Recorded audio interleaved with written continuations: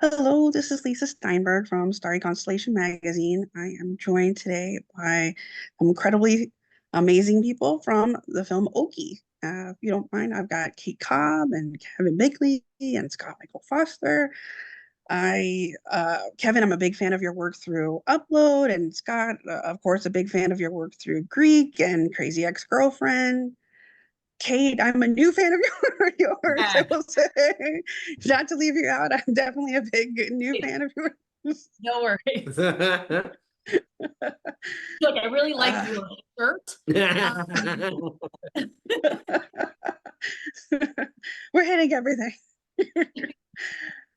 This is such Oki is such it's an intense thrill ride, and Kevin, I know you wrote the film, and I wanted to sort of ask you a little bit about where did you, in your mind, did you come up with it? No, how did the concept really kind of flesh out, and what was your kind of original intent behind the focus of the film? Yeah, it came from I think the necessity and desire to make something together. So that was a big one, as far as set pieces, making things very affordably in my hometown, which is not where we shot the feature, but where we shot the proof of concept, the short. From a story perspective, we were playing around a lot with this idea, this like Altman movie, California Split, and it was the idea of like a character kind of disconnecting with his present life for another life, and the romanticizing of something. In that movie, it's gambling, and there's a character that he's buddies up with that is personified gambling, and in this one, we wanted it to be nostalgia. So Louis is kind of he's ignoring Bridget and his books and his career and all this stuff and delving into the past. And myself and Lainey are like examples and symbolically like characters of that past. So yeah, we kind of change genres as it goes on based on how Louis is seeing the world, and the film that he believes he is in changes from, we've talked about from Garden State to all of a sudden to you find yourself in Deliverance near the end. If anyone knows about disconnecting from reality, I think it's a little close to home for you in a way. Not personally, professionally, as we talk about upload and things of that type of nature, Definitely. concepts of things like that in different lives in that way as well. You also talk about the characters, of course, of Lainey and Travis. Did you always envision yourselves to play these characters at the same time as doing dual roles, or is this something that kind of through casting you felt like, I can embody this person the best out of what I've seen so far, or how did that come about as well? We're definitely built. Lainey and Travis were built for us, and Louis was built for Scott, and Scott had a lot to do with like the formation of that. This was all kind of built around certain structures, for instance, locations, but also the actors that we really had access to. Respect, yeah. So even Dan Johnson playing Steve, that was built for Dan, and JJ was built for Joseph Betta. A lot of people we just knew and we trusted, and we knew were gamers, and we really wanted to work with Scott. I had done a movie with him, and we got along really well. So it was just like we were just trying to figure out something that we could do. And Chicago Media Angels had produced that film, and they also liked working with us. So they're like, keep us posted if you guys have something that you want to do, me and Scott. So it was that was kind of there were a lot of pieces of formation that had to do with that. Well, just to continue talking about Scott, I mean, your character portrayal is exceptional. I mean, we watch this kind of trepidatiousness turn into some sort of like psychological mind warfare in a way. How did you kind of go about your portrayal of the character of Louis? And I guess also, of course, what Kevin and maybe Kate have kind of offered as well from the flip side of things, as far as where they wanted you or how much they wanted you to go with this character in that regard. Well, Yeah, I'm a little crazy too, so it it wasn't hard. But like I've said a bunch of times today, you know, this was a huge collaborative effort with Kevin and Kate. We talked from the very beginning of the proof of concept to the end of the feature about, you know, who we wanted Louis to be and how he wanted to be portrayed, and you know, they made my job really easy. And also just doing a short film and getting to like be creative and work out any kinks made doing the feature so much easier. You know, it was like we'd already kind of done it, and so we're just doing it on a bigger scale. So creating the character, like I said, was collaborative, and it was really super fun to play. So yeah, that's about all I have to say about that. I mean, the deep dive that we get, and as the audience, you know, speaking from that perspective, to watch the character kind of develop as the film progresses, as he progresses.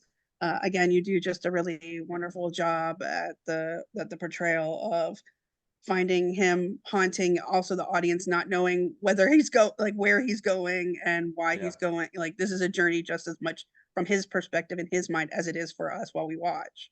Right. So you did a really brilliant job in that Well, regard. thank you. I appreciate that. Thanks. So we talk about characters. I mean, often setting can quite often be a character in itself, and this is set in a small town. And I wanted to ask, how does the backdrop of this film kind of play its own significant role, both in the film development and focus, and of course, play its own part with the mind games within these, you know, between the characters and the manipulations and things like that. Yeah, I think the obviously setting had a lot to do with the formulation of this idea. It's based kind of roughly on Kevin's hometown in Northern California, north of Sacramento. And we kind of wanted this place to feel like anywhere USA. So to have a lot of people who saw their own hometowns and their own experience reflected within the movie. Although we shoot it in a very rural place, we found that people really respond to the emotionality of the town itself and of the feelings.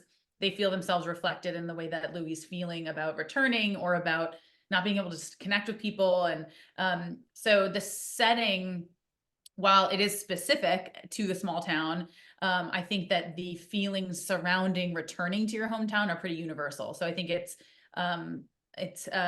maybe visually kind of specific and visually only a part of that. It is it's just one side of the exploration of what it's like to come home, you know, to come home to your hometown.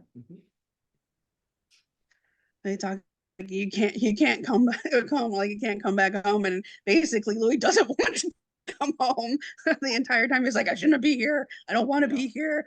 I shouldn't be here. And that's sort of also an ongoing theme or ongoing feeling and emotion that we see within there the is film. like sorry, Lisa. There is a Twilight Zone kind of aspect of that we wanted to play with from like a story standpoint of like, you know, this feeling of you want to go back, but like being unable to leave, you know, and like you have to kind of gauge his POV of whether or not what he's seeing and feeling and you know, and what's happening, is that real? And this idea that his phone isn't working and that technology seems to be failing him, his car, stuff like that, is like he feels like he's being kept here, which is kind of a symbolic thing too of like, you know, do you feel like you're trapped in your hometown? You know, like that, like you want to leave, do you want to stay? Or just the general trap of nostalgia, like Yeah. what it is like if you linger too much in that nostalgic feeling. It can be kind of corrosive and dangerous for you because that thing you're nostalgic about doesn't really exist anymore. So even if you go back and you're still, you know, we spend the first part of the movie with Louis watching him kind of like reminiscing and feeling those old glowy feelings he used to have. But then the reality is that that's not sustainable. Those things don't exist anymore. Those people had to grow up, they had to survive, and they're, you know, evolved now in a way that he can't touch again. So it is just about also like that feeling of getting getting kind of stuck in the mud that is nostalgia. And the film even plays with that, I think, with like inebriation. Like it's like kind of like when you have one beer, that first beer, you're like, oh, this is great. And then it's like after, if you know, when you're Louis, like he just doesn't stop drinking and then taking shrooms. Yeah. He's not sleeping, and it's like at beer Too much of a 20. good thing. Yeah. He's all of a sudden he's Indulgence, yeah. nauseated, you know.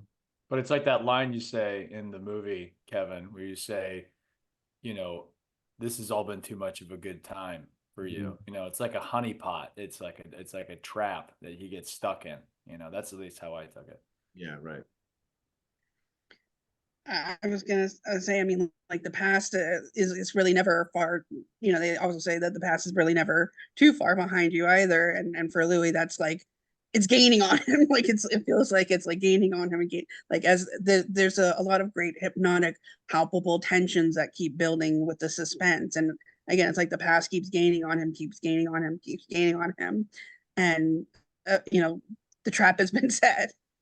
And so I really enjoyed that aspect of the film just as much as well. And it sort of feels like you know, like past is a haunting reminder, but it's also an apt present threat at the same time just as much as well. And also he's been using, I mean, the other thing is that he's been utilizing his past in order to create a future. So he's, Right. you know, he's constantly using those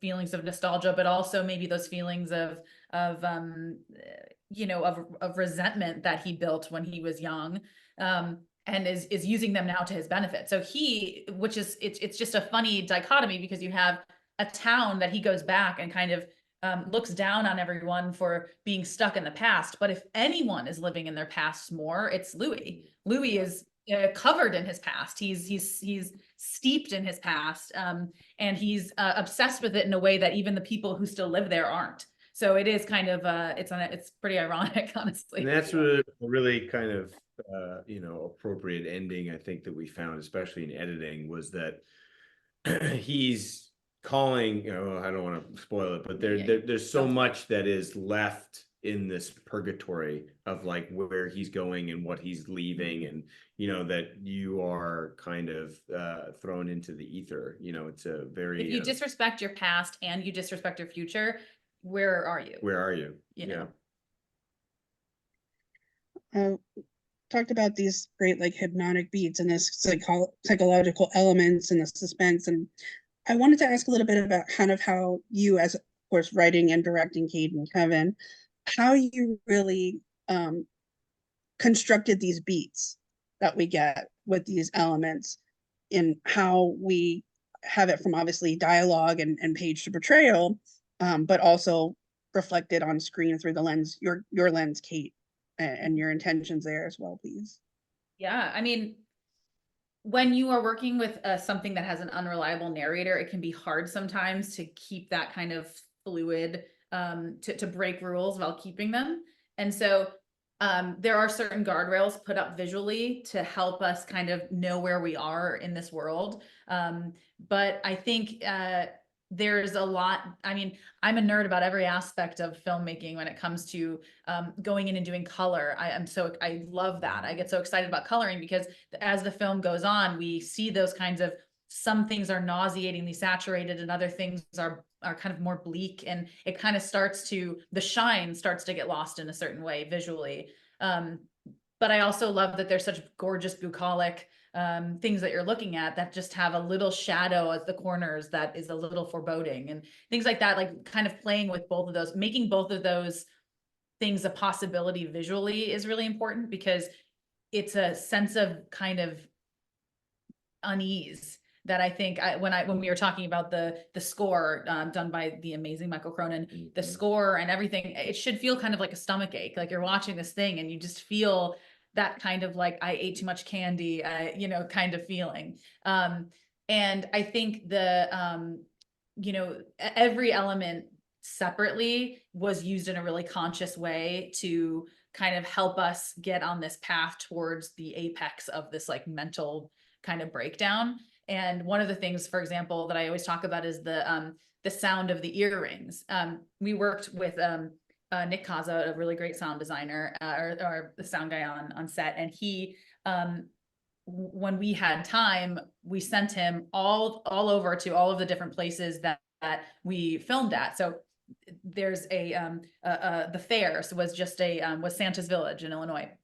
And so he would get sounds of the roller coaster or of the corn with wind passing through, or he'd get a sound of this like old windmill that was turning. And he basically gave me all those sounds. And then when I made the earrings, I used all of those sounds together and kind of manipulated them into the sound of the earring. So for me, what that meant is that it was almost like a premonition that he was hearing the journey he was about to go on as the earrings got more and more intense. And so it's like little things like that I think kind of like add to that building of tension towards it, even though nobody would ever know that or notice that unless I told them. They will now.